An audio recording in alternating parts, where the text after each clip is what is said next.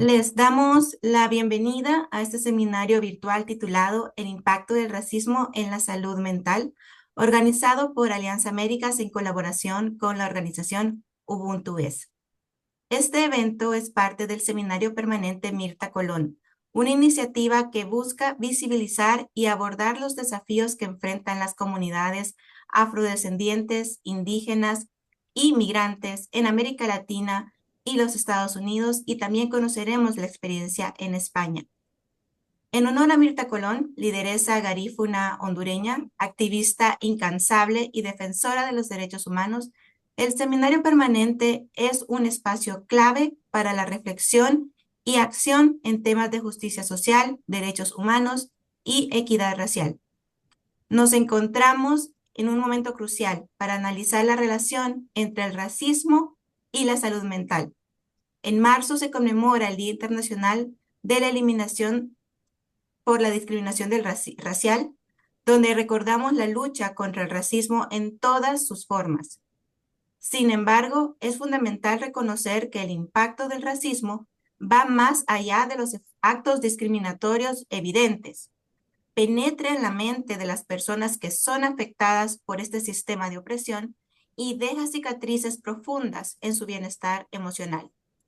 El racismo estructural y cotidiano afecta la salud mental de las poblaciones racializadas, provocando estrés crónico, ansiedad y trastornos emocionales derivados de la discriminación y exclusión.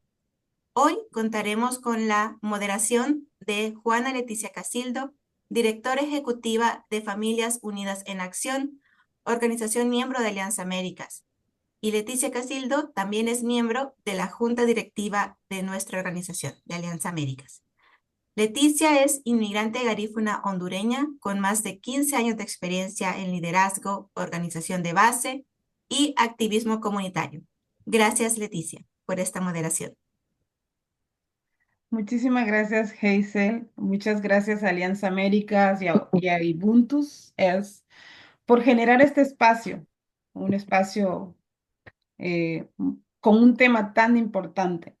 Para mí es un gusto hoy presentar a nuestros invitados que vamos a hablar de este tema, un tema que a veces requiere reconocimiento, ¿no?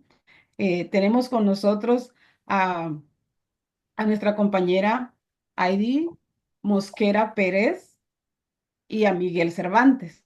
Heidi es abogada con formación del Instituto Comunitario de Mujeres Afrodescendientes de la Universidad Autónoma de Benito Juárez de México. Certificación en estudios afrocentroamericanos del Afro-Latino American Research Institute de Harvard.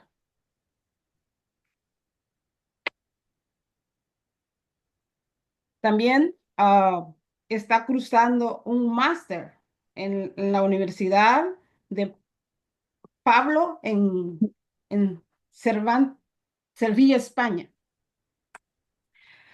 Tenemos a Miguel. Miguel es un psicólogo especialista en generación.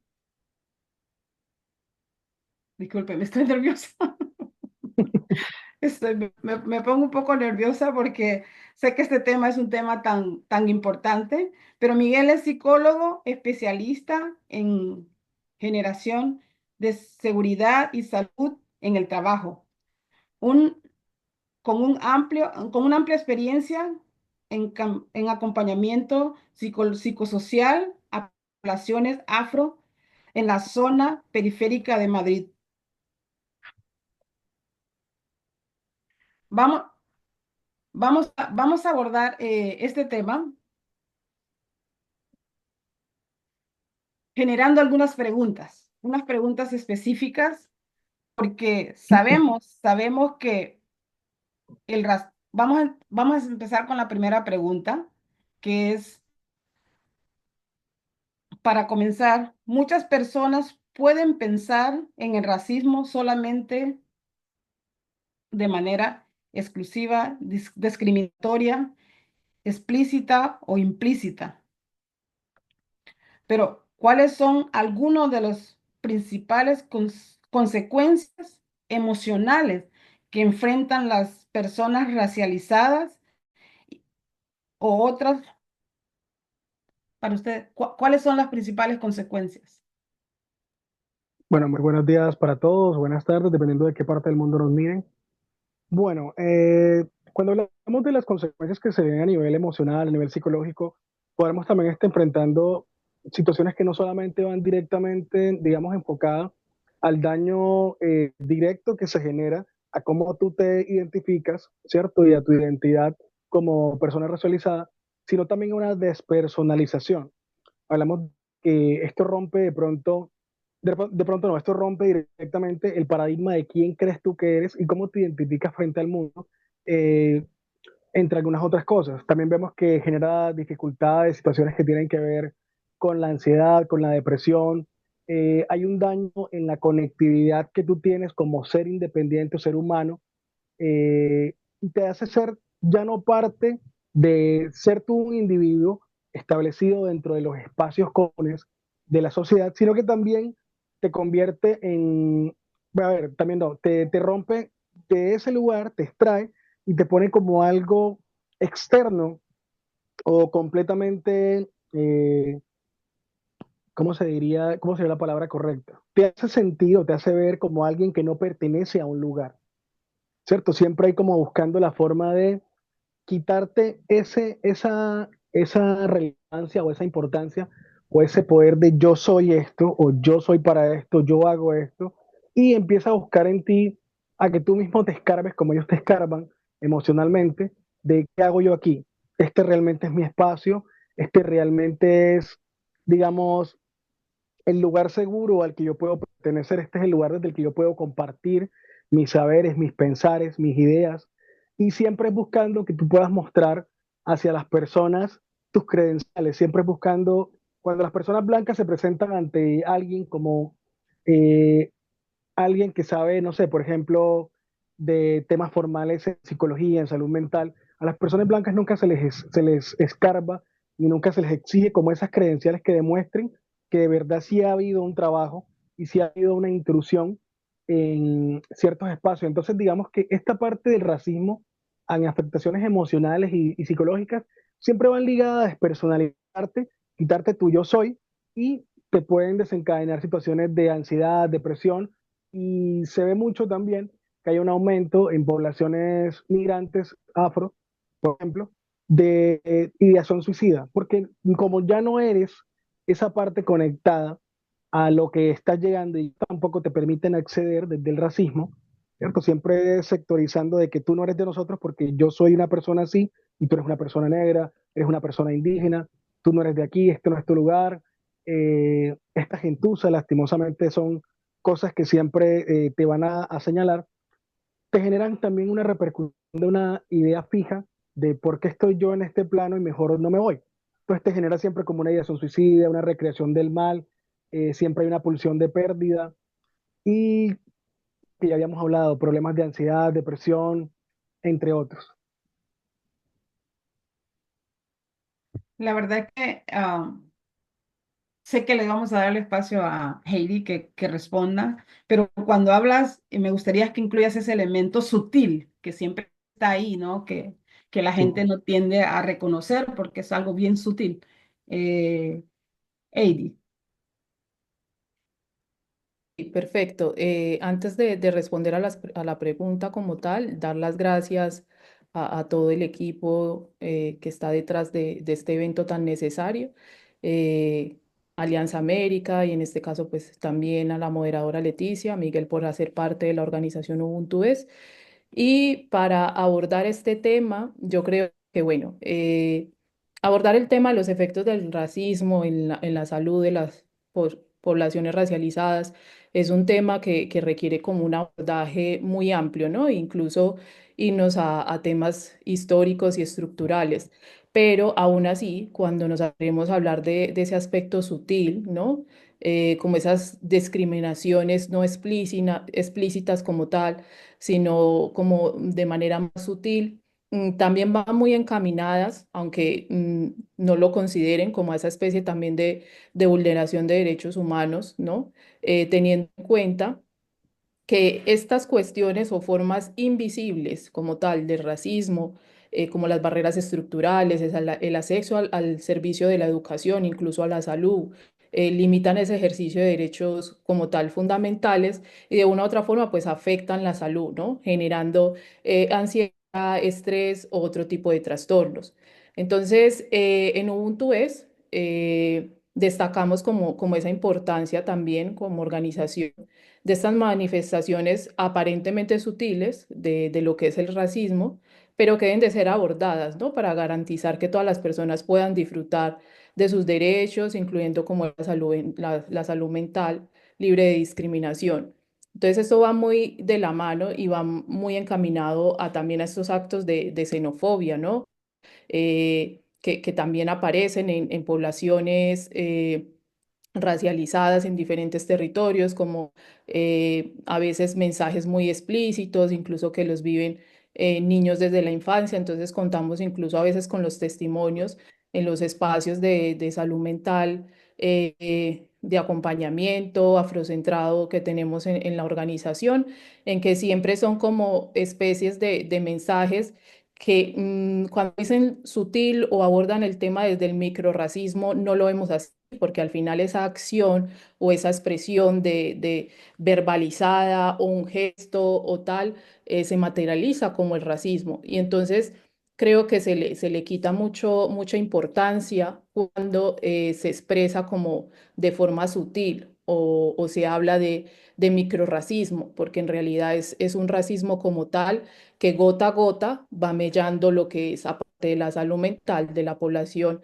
afrodescendiente, de la diáspora africana, de las comunidades racializadas, inmigrantes, pues también se genera una vulneración de derechos. De verdad, muchísimas gracias porque me lleva, ¿no? Cada palabra que ustedes dicen, y esto le preguntaría a Miguel específicamente, ¿no? Si puedes hablar un poquito acerca de cómo realmente esta situación impacta en la vida diaria de cada persona racializada. Bueno, bueno, eh, cuando hablamos de la identificación de cómo impacta de manera individual a cada uno de nosotros, somos personas racializadas que de alguna u otra forma nos hemos enfrentado, como dice mi compañera David, a los microrracismos desde un aspecto no tan directo, pero siempre remarcando esas pequeñas frases o esas pequeñas expresiones que están como tan estructuralizadas y son parte de la estructura sociocultural que hay en cada uno de los espacios, digamos, eh, de poder, porque siempre tenemos que tener la claridad de que el racismo es una de las tantas formas en que las estructuras de poder tratan de despersonalizarnos. Eh, Todo esto afecta directamente a las personas de manera individual de una forma distinta. O sea, puede que algunas personas tengan, no sé, digamos, un aspecto resiliente frente a cómo las personas las están enfrentando desde estos espacios de poder y digan todos los días como en alguna charla, en algún espacio que estuvimos también conversando sobre el tema del racismo, es que yo no me enojo porque no importa lo que me digan, yo simplemente estoy concentrado en lo que yo puedo hacer. Entonces esto nos lleva todo el tiempo a crear de manera individual en cada uno de nosotros, digamos, una coraza o una armadura frente a la realidad que estamos viviendo en cada uno de estos espacios. Siempre se debe conectar con que el tema del el racismo tiene un ápice conectado a xenofobia. No importa de dónde seas o dónde hayas nacido, siempre va a haber alguien que te pregunte, ¿y tú realmente eres de aquí? ¿Cierto? Y eso es a nivel mundial. Podemos ver también que en España hay muchos chicos que vienen obviamente de ascendencia africana, que han nacido en España, son españoles, y aún así se les sigue señalando de no ser españoles porque tú no te pareces a mí. Entonces, ¿cómo vas a decir que tú eres español? Tú naciste en España, pero tú realmente eres de otra parte del mundo, eres de África, eres de acá, eres de allá, tú eres latino, etcétera, etcétera. Y esto, digamos, de manera individual siempre da una marca en la que tu estructura psíquica va a tener siempre una tendencia a estar todo el tiempo en alerta y ahí es donde pasamos de estar viviendo a estar sobreviviendo a nivel emocional. No estamos logrando, digamos, interactuar, relacionarnos, tener esa compenetración con los espacios comunitarios y sociales de una manera más abierta y más tranquila, sino que todo el tiempo estamos como a la expectativa y siempre estamos como a la defensiva de el otro me está atacando en todos los momentos del mundo, ¿cierto? En todos los espacios que encuentra, porque de una forma u otra se ha visto que en la estructura del racismo es, obviamente el racismo es estructural, porque viene obviamente de una línea que por más que tú intentes marcar una pauta y explicarle al otro y enseñarle al otro, porque no es nuestro deber, pero sí es importante enseñarle al otro que lo que está haciendo está mal, ¿cierto?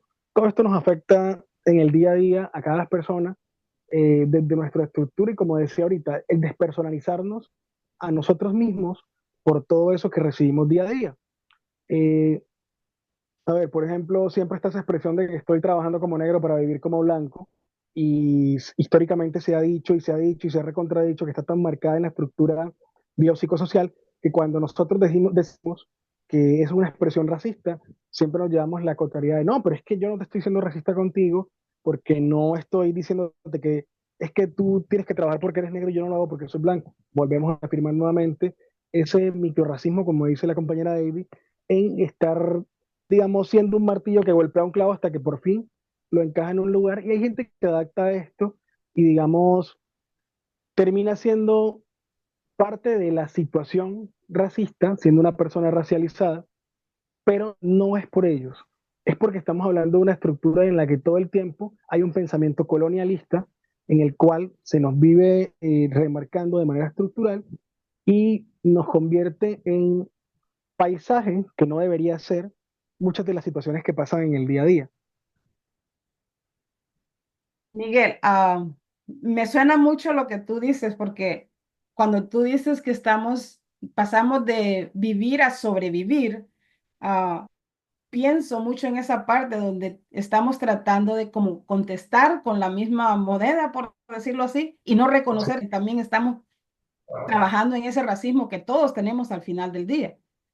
El reconocerlo creo que sería no comenzar ese paso, porque cuando reconocemos que todos tenemos algo de racismo adentro de nosotros, porque perpetramos palabras como dices tú, oh, estamos en la lista negra, porque todo lo negro es malo, ¿no? sí. Ah, um, la verdad que volvería a ti, Heidi, a ver cómo tú abordarías desde tu propia experiencia también esta Sí, pregunta. sí.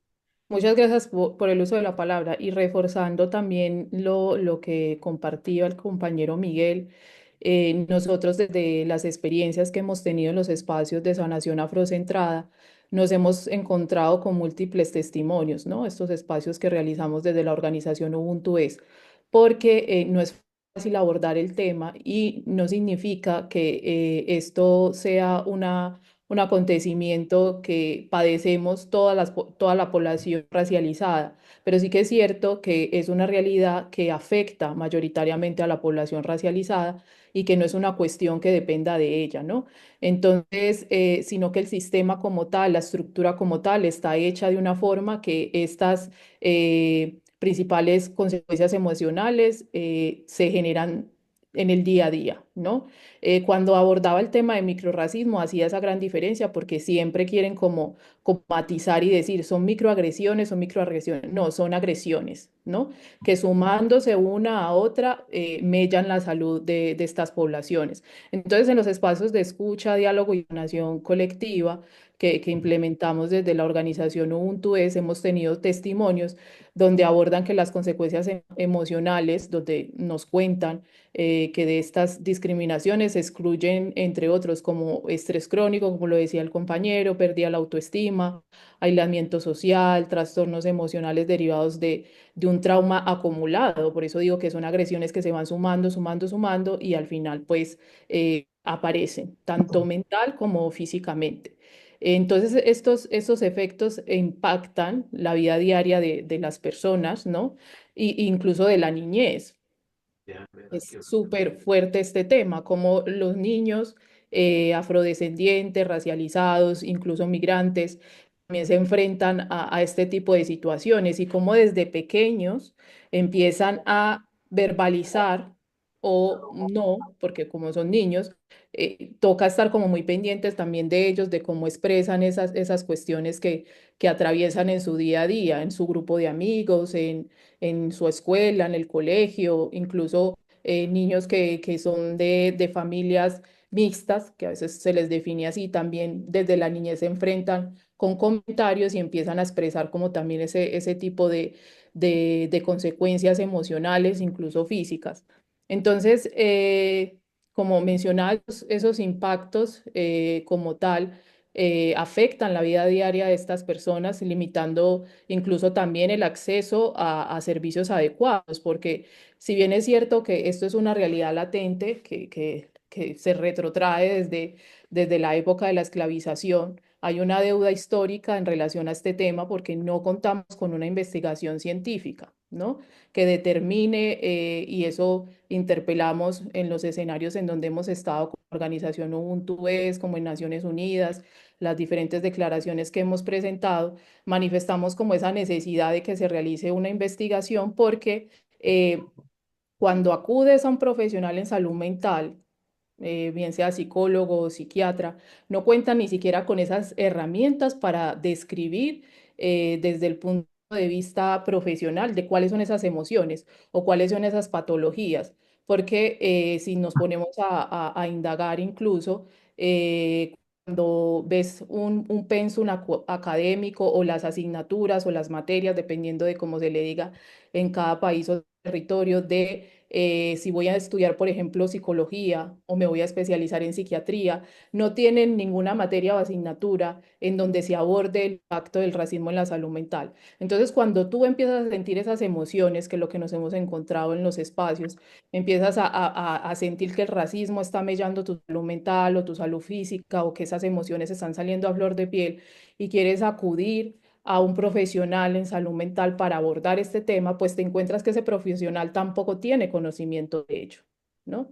Porque, y en el punto de vista de la ciencia, por eso digo que es una deuda histórica, que tampoco la ciencia, a pesar de todo lo que pasó, ha abordado una investigación integral de cómo afecta el racismo a la salud física, mental, emocional de las personas afrodescendientes y racializadas. Entonces, creo que podemos mencionar que esas son como esas consecuencias emocionales, pero esto todo es un mundo completo que ha sido dejado de lado y que no ha sido explorado, que es necesario que se indague sobre el tema y adicional a eso, pues es complejo definir como esas consecuencias emocionales cuando históricamente no se ha abordado este tema, no se le ha dado la mayor importancia y de ahí que desde Ubuntu es también interpelemos ese derecho fundamental a la salud sin sesgos ni disparidades, porque es como el pez que se muerde la cola. Vas al psicólogo y no sabe.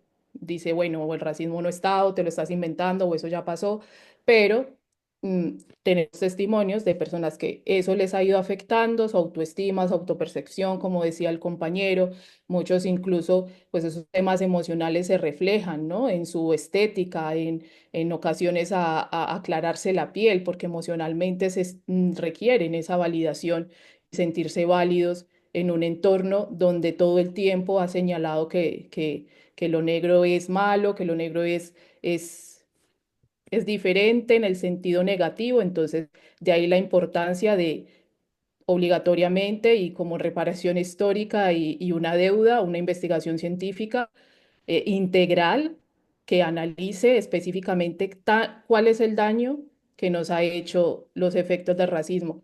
Y quiero concluir con esto también. O sea, no hemos creado este problema porque la esclavización no la creamos nosotros y su hija, uno de sus hijos o descendientes de la esclavización, que es el racismo, tampoco lo creamos nosotros, pero lo estamos padeciendo y paradójicamente somos quienes estamos buscando cómo solucionarlo. Entonces, eso es muy complejo y vergonzoso, ¿no? Como humanidad, ya cuestión de humanidad, has hecho un daño, hay que buscar repararlo.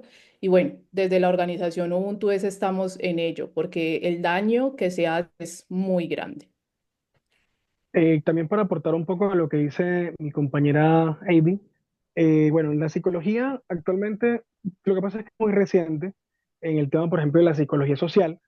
Hay investigaciones y hay indagaciones que tienen que ver con la parte de la psicosociología, que van ligadas a la atención justamente del racismo y de estas afectaciones que hay de pronto a nivel social y psicoemocional, ¿cierto? Vemos que también el tema del racismo, como dice ella, no solamente está ligado a cómo afecta emocionalmente, sino cómo esa parte emocional termina desencadenando en lo físico y nos vemos que cuando se habla de belleza siempre hay una belleza hegemónica en la que la persona es solamente bonita cuando es rubia, de ojos azules, blanca, y la belleza, digamos, africanizada se desescala un poco en ese aspecto como para minimizarla.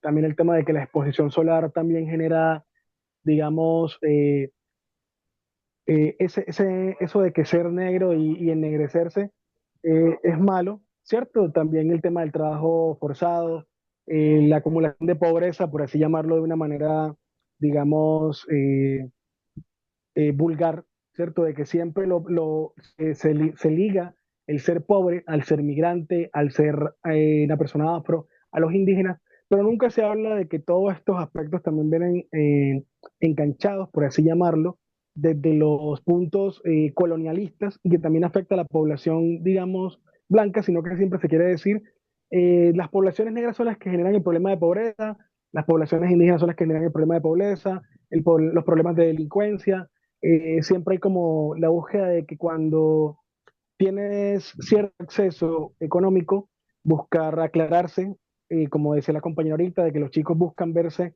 más claros de lo que son, porque la piel negra siempre va a ser señalada, porque yo como negro, ¿cómo me voy a mostrar si no me van a tomar como en cuenta? Eh, y bueno, entre algunas otras cosas. ¿Cierto? La discriminación social, digamos, que inquieta en los organismos públicos en Europa.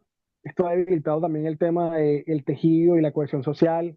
El fenómeno puede ser de pronto abordado desde dos lecturas que me gustaría que las tomaran, que serían interesantes, que es la perspectiva psicosocial, en que se destacan los mecanismos cognitivos que nos permiten comprometer y relacionarnos con el mundo y sus objetos, y una perspectiva macrosocial que permite dar cuenta de pronto las estructuras sociales, de las ideologías. Esto se sustenta, digamos, en estudios empíricos, ¿cierto? Que se apoyan en la investigación. Siempre hay como el análisis comparativo en los espacios donde se ha ido más población migrante y población racializada. Hay por ejemplo, un análisis comparativo entre lo que pasa en Francia-Polonia, que se examina la representación social de la discriminación, y por otro lado, en el contexto francés, un estudio también sobre las reclamaciones de víctimas de discriminación realizadas, digamos, a tres diferentes organizaciones que luchan contra la discriminación, ¿cierto? Está la ALDE, eh, SOS Racisme, y hay un sindicato que se llama la CET. Bueno, yo sé que han avanzado y han mencionado aspectos muy importantes como mencionar la niñez, la juventud, ¿no? Cómo enfrentan estos desafíos. Y esto me lleva a la próxima pregunta que quiero poner en la mesa para ambos. Realmente en el contexto actual de de las crecientes políticas migratorias restrictivas, discriminatorias, como las que se han visto en los Estados Unidos. ¿Cuáles son los efectos adicionales a la salud mental de las personas migrantes racializadas? ¿Y cómo juega las políticas públicas? ¿Cuál es el rol, no, de las políticas públicas con esto? Bueno, hay un tema supremamente interesante que, bueno, también digamos, encausa lo que ya se hablaba anteriormente en las anteriores preguntas y es la despersonalización de dónde soy, qué soy y por qué no puedo estar aquí, ¿cierto? Como decía ahorita Avi, es importante identificar que cuando vas al psicólogo, vas al psiquiatra, vas a los espacios de políticas públicas, de acompañamiento social, que digamos, no solamente ofrece el Estado, sino que también se ofrecen de manera independiente. No son todos los profesionales en psicología o en psiquiatría o los abogados que están de pronto interesados en aprender, y como los pensum no lo contienen, en aprender sobre el acompañamiento a la población racializada, ¿cierto? Y toda la afectación que tiene el entorno, digamos, de cómo se recibe la migración. Si nos vamos a un ejemplo muy interesante es cuando se discrimina, uno lo lee en las redes sociales, por parte de las personas de los países a los que se migra con mayor intensidad, te sectorizan el migrante bueno del migrante malo, señalado en el rasgo de cómo se ve, quién es y cuál es su color de piel. Migrante bueno ucraniano, migrante malo africano. ¿Por qué? Porque el ucraniano me trae, digamos, un contexto de blanquitud a los espacios hegemónicos en los que siempre hemos estado marcados, y el migrante africano me trae un contexto de pobreza, estamos hablando de personas negras, la delincuencia y todo esto, porque ese es siempre el sujeto discriminatorio que se utiliza por parte de los países que reciben. No siempre es directamente, digamos, y los gobiernos, sino la gente en general, por lo que tú misma acabas de decir, las políticas discriminatorias que tienen, perdón, las políticas de migración que tienen bases bastante discriminatorias sobre a quién sí y a quién no. Cierto, hemos visto que históricamente es más difícil para una persona negra, para una persona indígena, llegar a un lugar hegemónicamente blanco, entre comillas, por ejemplo, como lo que pasaba ahora, que hablaba de la investigación, lo que pasa en Polonia, Polonia hegemónicamente es blanco, y Francia tiene muchas personas racializadas por un tema de que Francia fue un país invasor, un país que destruyó muchos espacios en los que nuestras poblaciones históricamente tuvieron retraso por culpa de esto. De hecho, hay un libro muy interesante que se llama De cómo Francia destruyó el crecimiento africano.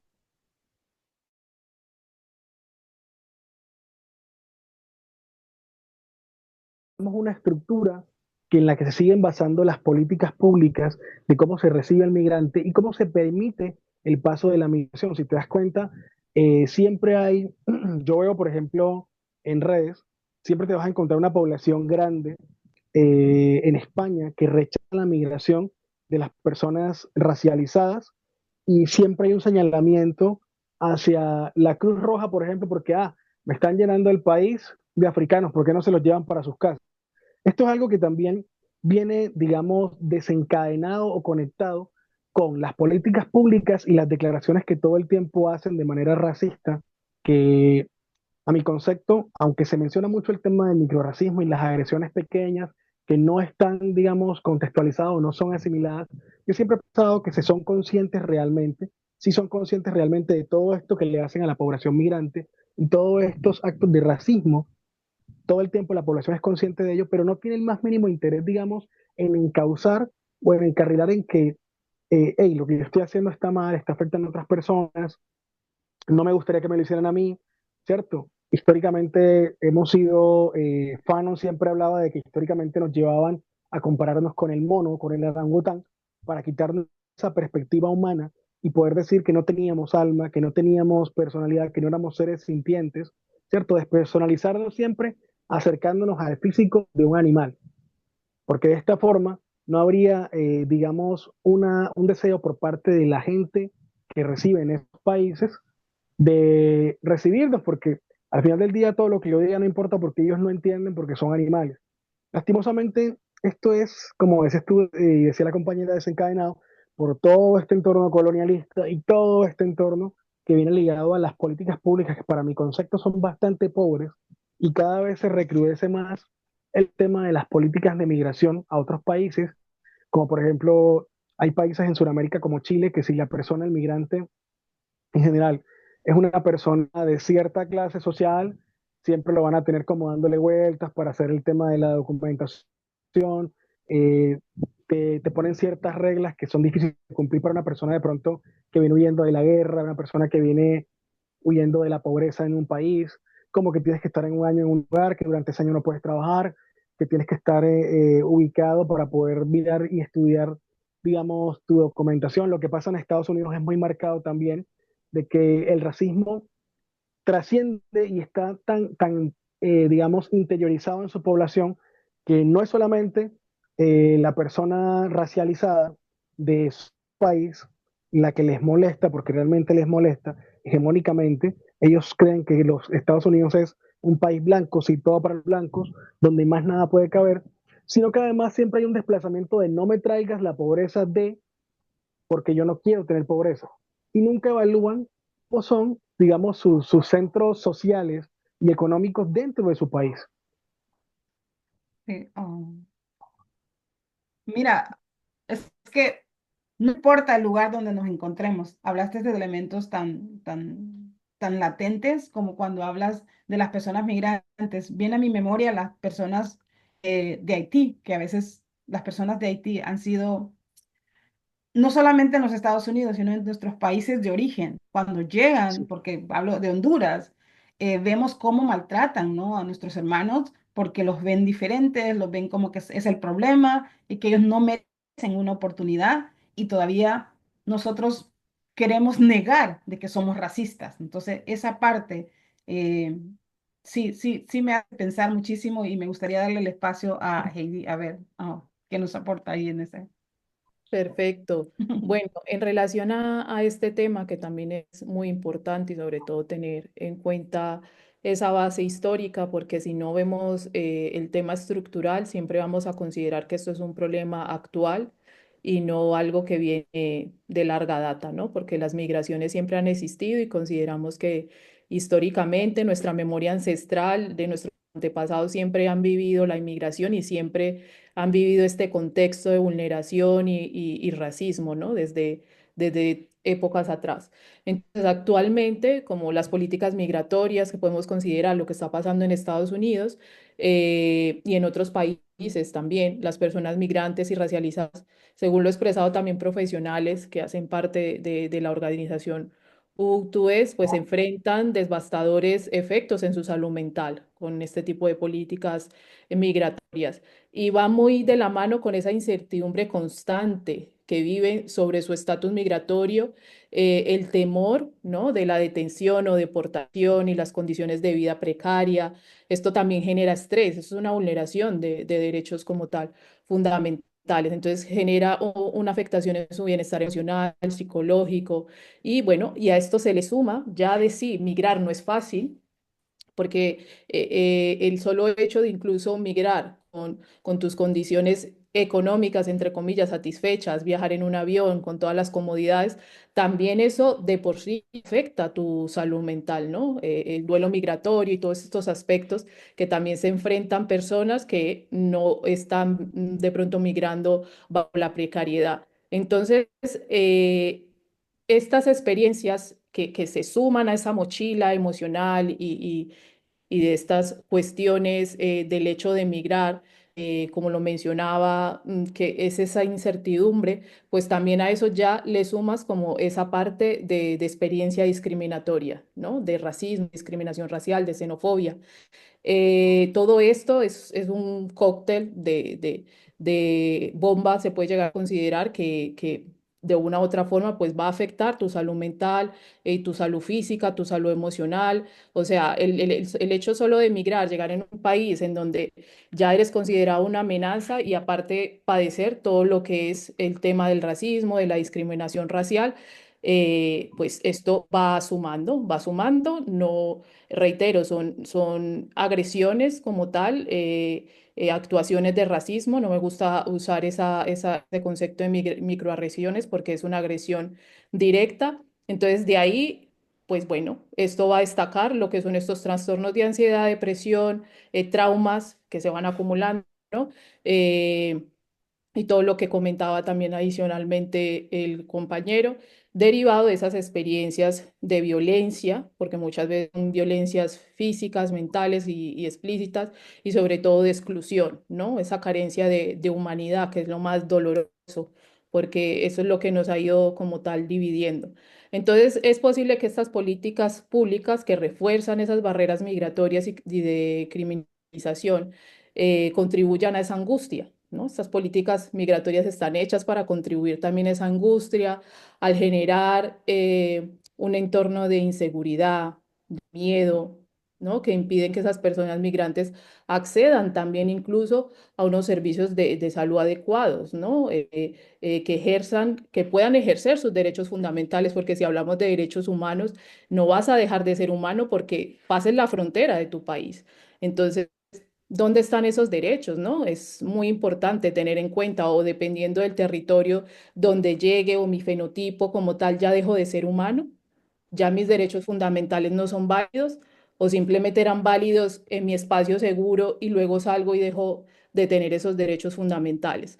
Entonces es muy preocupante y se genera pues esa desprotección y esa vulneración de estos derechos a las personas racializadas, migrantes, y bueno, esto refuerza ese impacto negativo sobre su salud física, mental y emocional. Entonces, en ese caso, es necesario, en orden a la pregunta, como esas iniciativas comunitarias, ¿no? Que juegan ese papel crucial, que contrarrestan ese impacto, ¿no? Organizaciones comunitarias y de base, pero como la organización Ubuntu es de la que hago parte, que desempeñan como ese rol fundamental de ofrecer esos espacios de apoyo, de acompañamiento, de autocuidado, porque si no generamos esa red de apoyo también es muy complejo, ¿no? Y no dejar a veces también nuestra salud mental en manos de otras personas que no están capacitadas ni cualificadas para abordar esta problemática. Entonces, también es muy necesario promover esa integración o esos derechos fundamentales sociales, y estas iniciativas, sin duda alguna, brindan esas redes de solidaridad, ¿no? Que contrarrestan ese aislamiento social, esa estigmatización, que proporcionan a las personas migrantes, ¿no? Y les proporcionan un sentido de pertenencia y de resiliencia también, porque no es fácil migrar. Y sea como lo manifesté en el inicio del diálogo, con todo, entre comillas, solventado, no es fácil migrar. Entonces, este tipo de acciones comunitarias o iniciativas también abogan por generar esos cambios de esas políticas públicas, ¿no?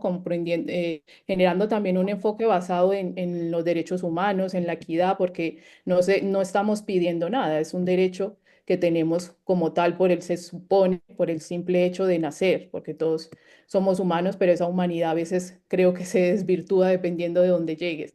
Entonces es un poco contradictorio y bueno, entonces en relación a eso, al respeto sobre todo a la dignidad humana, todas las personas independientes de su estatus migratorio o racializado tienen como ese derecho esa necesidad incluso de estar en eh, representados en estas políticas públicas y de acceder a esas iniciativas comunitarias, porque en muchas ocasiones, pues si ellos consideran que no tienen esa formación o esa capacitación para abordar este tema, deben de apoyar a este tipo de organizaciones que existimos y estamos haciendo ese trabajo, pero no omitir ese derecho fundamental de atención y de derechos humanos a quienes realmente lo necesiten.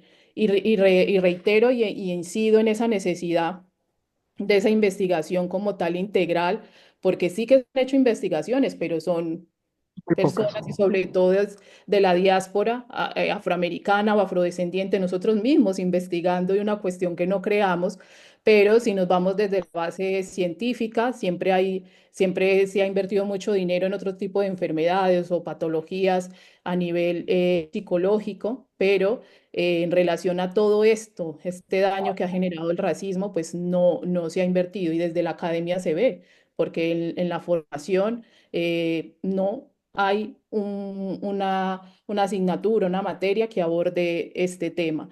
Entonces, en resumen, esas políticas migratorias restrictivas y discriminatorias agravan sin duda alguna la salud mental de las personas afrodescendientes, migrantes, racializadas, indígenas. Entonces, muy importante, como tal, estas iniciativas comunitarias indiscutiblemente son clave para mitigar esos efectos, ¿no? Crear esas redes de apoyo, promover esas defensas de derechos humanos y de dignidad de las personas migrantes. O sea, ese Ubuntu lo tenemos que llevar, ese yo soy porque nosotros somos, y principalmente desde la base comunitaria, porque históricamente se ha demostrado que no hemos preocupado. Entonces, yo creo que ese es el espacio de la resistencia desde abajo, como siempre, y seguir empujándonos entre todos, porque al final somos quienes estamos afectados. También tener en cuenta que, bueno, como decía David, y esto es supremamente importante, nosotros somos las personas que investigamos sobre una situación que no creamos. Y existe algo que se llama sesgo racial dentro de los espacios científicos. Y bueno, ya de por sí también existía un sesgo anteriormente, que era si lo investiga una mujer, lo minimizamos, si lo investiga un hombre, lo ampliamos. Pasa lo mismo con las personas racializadas. Si le investiga una persona racializada, hacemos sesgo de investigación y cortamos esto y a esto no se le da empuje, como dice ella, no se le pone motor a los de los otros espacios hegemónicos, sí. Y también tener en cuenta cuando decía de pronto, ahorita Leticia, que me pareció muy interesante, que es que recibimos al migrante, siendo países que también tenemos personas racializadas, que son de nuestra cultura, de nuestros espacios, recibimos al migrante como si el migrante fuera un total desconocido por su color de piel. Pasa que en América, históricamente, seguimos teniendo todavía el rezago de, lastimosamente, de eh, ser racista o mantener una figura hegemónica de racismo contra las personas negras que son, e indígenas que son incluso de nuestros espacios. La migración interna que se hace, por ejemplo, en Colombia es muy marcada por el eh, vete para tu, perdón la expresión porque es fuerte, pero ya me lo han dicho que no, es que yo cuando llegué aquí me dijeron que me devolviera para mi selva porque yo era un gorila. Entonces, siempre es como esa marcada forma de decirle al otro o despersonalizar o deshumanizar al otro, el cómo se ve y no por el qué vino a hacer, ¿cierto? Entonces es como romper esa estructura, esa armonía o esa conectividad o esa conexión que como seres humanos y como derechos humanos, como decía Heidi, que es supremamente importante, eh, todos tenemos, ¿cierto? Yo tengo derecho a que me traten con humanidad, con respeto, en el lugar que llego, porque yo no estoy llegando muchas veces porque quiero, sino porque me toca. Y como decía ella, aunque tengamos cubiertas nuestras necesidades al momento de emigrar, no sigue siendo menos problemático de dónde venimos, qué hacemos y a qué vamos. Así es, Heidi y Miguel, de verdad, el Ubuntu es muy importante. Gracias por haber creado esa non-profit. Y sabemos que el tema de la salud mental es un tabú, ¿no? Y creemos que eso no es real, que es algo que nos inventamos, ¿verdad? Sé que quizás la audiencia tenga muchas preguntas también, ya nos estamos quedando cortos de tiempo. Queremos darle espacio a que si tenemos alguna pregunta del público, la compañera Hazel nos va a apoyar para que ustedes puedan escuchar la pregunta de nuestro público. Gracias, Leti. Sí, tenemos ya varias preguntas. Muchas gracias a quienes las han enviado. Y doy la palabra a esta pregunta de Marcela, quien nos dice, habemos muchas personas que no fuimos expuestos al racismo durante nuestros primeros años y crecimos alejados del odio hacia personas de ciertos grupos demográficos. Muchos hemos migrado a lugares donde el racismo es real. Hemos aprendido de la historia, de la humanidad, de la esclavitud. Y el choque de valores y culturales es muy grande. ¿Cómo se puede manejar la aculturalización de estas nuevas dinámicas? ¿Cómo podemos caer en una falta de validación al racismo si esto no hace parte del proceso diario? Eso lo dejo esa pregunta que tal vez está más dirigida a Miguel y hay unas preguntas que están relacionadas a lo que AD mencionó y es qué estrategias se implementan actualmente en torno al racismo en los procesos migratorios y en particular hacia las mujeres. Y otra pregunta también de Claudia es quiere preguntar qué opciones y posibilidades miran ustedes para erradicar y minimizar las diferentes manifestaciones de racismo. Vamos con Miguel y luego pasamos a Heidi. Está en mute, Miguel. Qué pena, no me he dado cuenta. Ahora sí. Bueno, a ver, cuando hablamos de la culturización y el tema de cuando llegamos a espacios, digamos, que históricamente son racistas, pero no lo identifican, por ejemplo, mi experiencia, yo migré a Argentina y en Argentina es un país donde se utilizan ciertas expresiones que son dirigidas a cualquier persona, sea o no sea una persona negra, pero que son una marcación del racismo. Identificar y charlarlo con muchos de ellos a veces resulta, digamos, conectivo para que identifiquen qué están haciendo mal. Un ejemplo es que cada vez que me acerco a un sitio, me subo a un carro, me subo a un taxi o llego a ciertos lugares, la expresión para dirigirse a mí es cada 2 segundos decirme negro.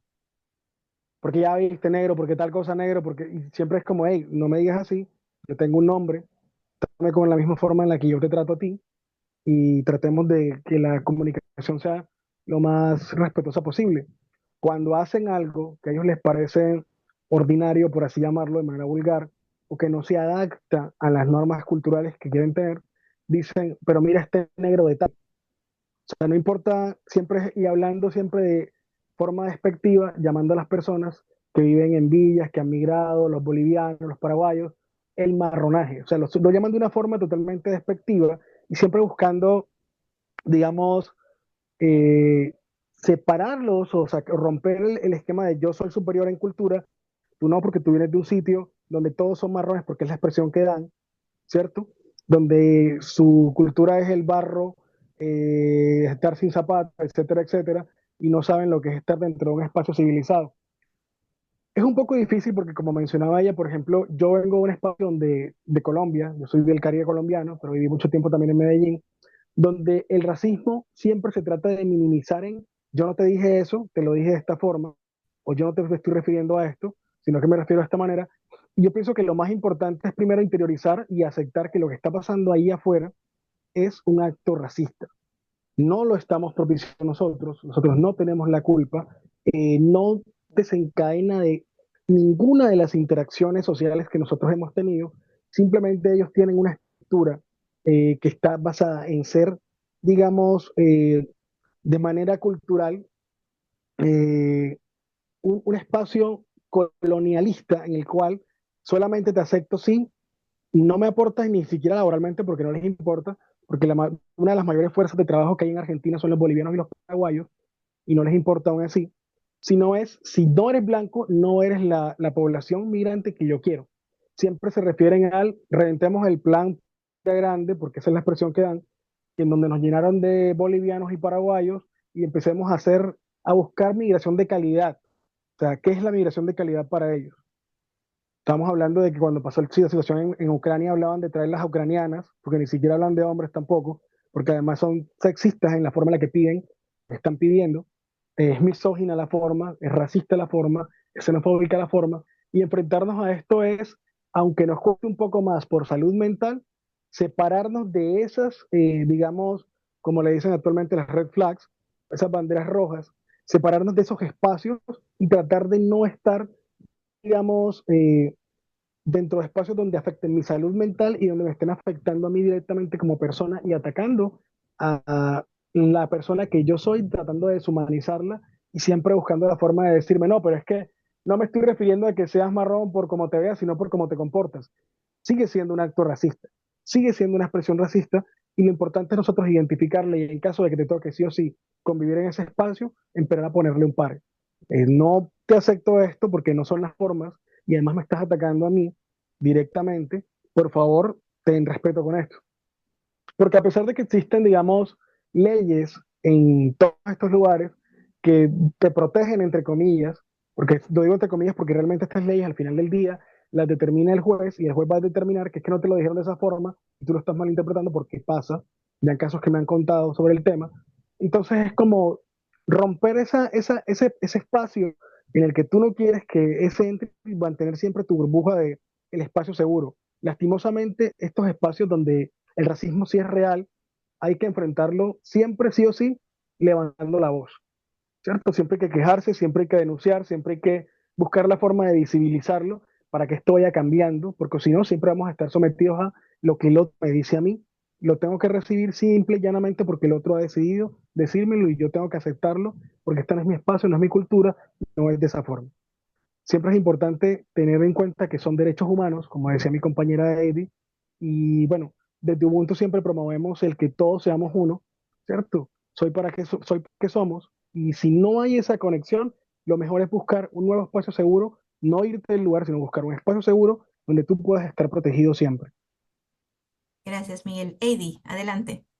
Perfecto. En relación a de pronto esos procesos o acciones que se están llevando a cabo migratorias para las mujeres como tal y la comunidad migrante, realmente, mm, para ser honesta, no hay mucha acción en relación a este tema, porque indiscutiblemente no cuentan con esa formación para el abordaje del tema, ¿no? Cuando un profesional en salud mental no tiene una formación de base para abordar este tema. Es muy complejo implementar acciones o medidas para que se pueda paliar esta situación, ¿no? Por más que ellos de pronto quieran, porque obviamente son profesionales y tienen su ética profesional, se quedan en cortos con esas herramientas. Muchos de los profesionales, bueno, muchos no, los profesionales que hacen parte de la organización Ubuntu como en el aspecto de la salud mental, como son los psiquiatras y los psicólogos, son afrodescendientes. No porque únicamente tengan que ser afrodescendientes, sino porque son quienes han vivido de primera mano esta situación, aparte están formados desde la academia y le pueden dar como ese matiz interseccional a esa realidad, pero no porque ellos a la hora de estudiar hayan tenido de pronto esas bases como una asignatura de anatomía o de derecho civil o tal, específicamente para abordar los efectos del racismo en la salud mental. Entonces, muchas veces estas personas migrantes, mujeres y niños o cualquier persona que se enfrente a estas cuestiones y lleguen a espacios donde les quieran brindar como ese apoyo psicosocial, se encuentran con esa barrera de que el profesional le dice, mira, no tengo conocimiento o el racismo no existe o que inventas o eso ya se acabó, eso es cosa del pasado o también minimizar, ¿no? Como qué baja autoestima tienen o siempre haciéndose como las víctimas porque no cuentan con esas herramientas o simplemente pues no saben cómo abordar. También hay casos excepcionales, porque también los hay, de pronto profesionales que tienen inquietud en estos temas, que no son personas racializadas, pero tienen esa ética profesional y abordan estos temas o leen artículos o acuden a organizaciones donde tienen conocimiento de ello y brindan de pronto una especie de acompañamiento a estas personas que tienen están padeciendo pues estas situaciones. Y en relación a cómo acabar con esta problemática del racismo. Yo creo que a día de hoy, pues imagínense cuántos siglos ha pasado desde que se constituyó. Entonces, dar como unas pautas ahora es complejo, pero sí que es cierto que tenemos claro que esto es un tema estructural. O sea, el sistema fue hecho con unas bases como tal racistas, fue creado pensando en que nosotros éramos una pieza, un objeto de producción, o sea, nosotros no hacíamos parte del plan. Nosotros teníamos que proveer al sistema. Entonces, una vez luchamos nosotros mismos, porque hay una frase de un brasileño muy interesante que dice que si nosotros llegamos a obtener nuestros derechos y nuestros beneficios, no fue por la filantropía o reconocimiento del opresor, sino que fue por nuestras propias luchas. Entonces, de ahí esta situación y la necesidad también como de entender que no es una cuestión incluso que dependa de nosotros. Porque cuando a mí, por ejemplo, me invitan a hablar concretamente del racismo, yo digo, no quiero hablar solamente de lo que es el concepto de racismo porque yo no soy racista. Entonces, esta conversación y esta indagación de este tema y consultar, indagar, investigar, tienen que haber una corresponsabilidad, ¿no? Y la población que ha hecho parte históricamente de esa población privilegiada, de esa población que ha estado en ese status quo,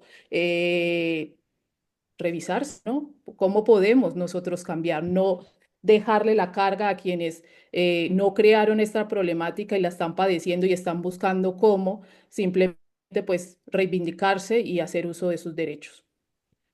Gracias, Heidi. Por cuestiones de tiempo, vamos a dar paso a dos preguntas más. Hemos recibido varias preguntas y comentarios. Muchas gracias por hacerlos. Los estamos leyendo y estamos tomando nota. Por ejemplo, hay una pregunta sobre el racismo en El Salvador, que eso nos invita a tener un evento específicamente para hablar sobre esto.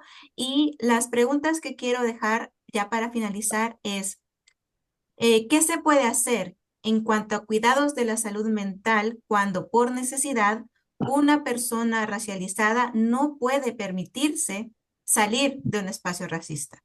Por su situación económica, por ejemplo, dice la pregunta. Y hay otra pregunta específica para Miguel y es, desde la perspectiva de la atención de salud mental, ¿cómo identificas el compromiso de las personas terapeutas en atender y prepararse para estos impactos del racismo propio o heredado? Bueno, referente a la segunda pregunta, por ejemplo, como mencionaba Heidi, parece una cosa supremamente interesante e importante.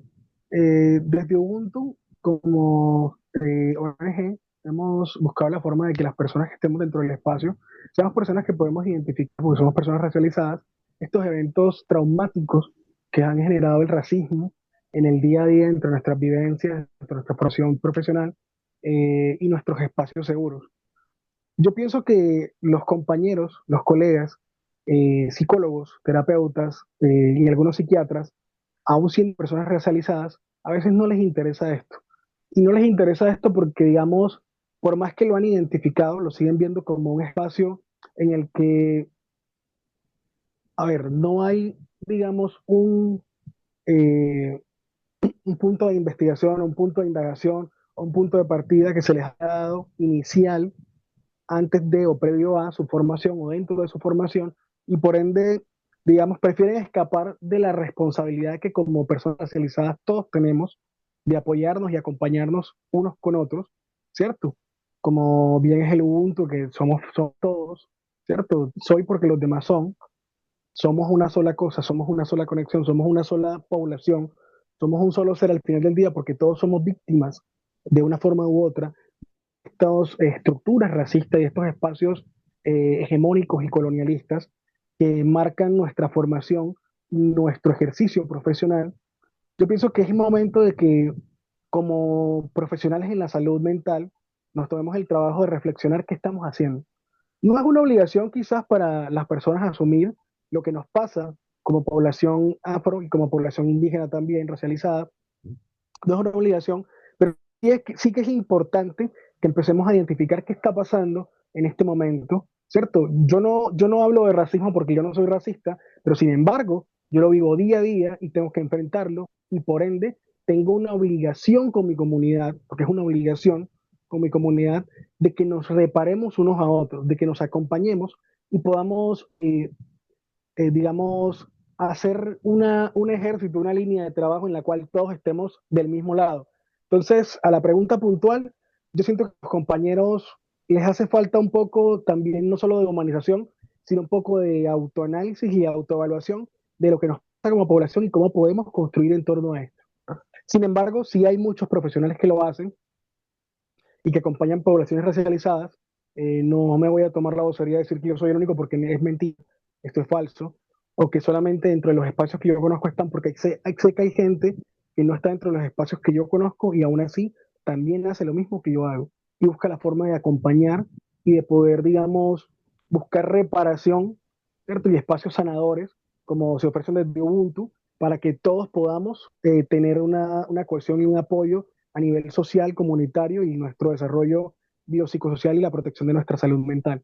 Pero sí es una invitación a que no seamos unos pocos, sino que seamos todos. Gracias, Miguel. Edith, finalizamos con usted. Perfecto. Bueno, en relación a este tema tan importante de no poder salir de esos espacios racistas, es que es complejo. ¿Cómo vamos a salir del mundo humano y de la tierra? Y ahí está en todos lados. Pero lo importante como tal es crear esas redes de apoyo y esos espacios seguros. Indiscutiblemente también hay mucho tabú en el tema de la salud mental, hay que reconocerlo. Es uno de los temas que también nos hemos enfrentado desde la organización Ubuntu es. Todos vamos de pronto al odontólogo de forma frecuente, al oculista, a una revisión médica, pero el tema de la salud mental muchas veces lo dejamos de lado. También es cierto que hay un tema de precariedad, ¿no? Acceder a servicios psicoterapéuticos no es para nada fácil en materia económica, pero sí que es cierto que hay un tabú en este tema y sin lugar a dudas es muy necesario buscar esos espacios seguros de esas redes de apoyo. Históricamente no vengo a hablar de nada nuevo porque si Ubuntu ha estado siempre en las comunidades de la diáspora africana y afrodescendiente, cuando desde Ubuntu pues, también incidimos en la necesidad de esas investigaciones, no quiere decir que nos vengan a enseñar cómo hemos sanado. Y quería dejar esto para el final. No es que nos digan cómo deben de sanar. Nosotros ya hemos venido trabajando en ello históricamente, ¿no? Nuestras madres, nuestras abuelas, nuestras bisabuelas, nuestras antepasados buscaban ese Ubuntu para sanar, ¿no? Para aglomerarnos, para estar juntos, para hacer esas redes de apoyo, para tener ese tipo de conversaciones, para sanar de una u otra forma de estas cuestiones que nos estaban pasando. También haciendo uso de las medicinas tradicionales, de todos estos conocimientos. Entonces, todos estos saberes ancestrales están ahí. De ahí la necesidad de articular, ¿no? Lo actual con lo que siempre hemos venido trabajando y la necesidad de eso, de esos espacios seguros. En la página web de la organización Ubuntu también hay una lista de profesionales en salud mental, de los que hemos entrevistado. Cada vez se suman más al abordaje de esta situación, porque no es solo entender el racismo como eso que nos afecta, sino eso que conlleva a una serie de problemáticas adicionales que pueden repercutir en la salud física, ¿no? En enfermedades incluso terminales o mucho más graves, porque es ese cúmulo de situaciones que van sumando y que finalmente pues van a afectar la salud. No quiero robar más tiempo y de antemano como tal agradecer. Creo que esto es un tema que se debe de de seguir hablando más. Veo muchas interacciones, muchos mensajes, muchas preguntas. Es una pena que no podamos contestarlas todas y no, invitarles a seguirnos y también a generar más espacios de este tipo para poder seguir conversando y construyendo juntos. No tenemos la solución de todo, creo que esto es una construcción comunitaria, un Ubuntu. Es necesario porque a veces la realidad es que yo vivo en un territorio o esas herramientas de sanación que hay en otro territorio, yo las desconozco, pero al irnos encontrando y formando ese Ubuntu, creo que podemos encontrar por lo menos ese espacio donde nos sintamos seguros a pesar de estar viviendo esas situaciones de racismo. Muchas gracias, Heidi, por esas palabras finales. Y gracias a Miguel, a Leticia Casildo, nuestra moderadora, por compartir sus experiencias y conocimientos con nosotros. Nos han brindado una visión muy profunda sobre cómo el racismo afecta a la salud mental y sobre las acciones necesarias para abordar este tema. También nos vamos con las interacciones de la audiencia. Ya tenemos algunos temas sobre El Salvador, sobre México, que nos invitan, ¿no?, a continuar la conversación. Así que desde Alianza Américas y Ubuntu reiteramos nuestro compromiso de seguir promoviendo espacios de diálogo y acción en favor de la justicia racial. Agradecemos también a cada uno de los que participaron, que se conectaron a este espacio y les invitamos a seguir involucrándose en esta conversación, que no se quede solo en este webinar. Somos parte clave, como ya escuchamos, en la construcción de un mundo más justo, equitativo e inclusivo para todas las personas. Gracias y hasta la próxima. Muchas gracias.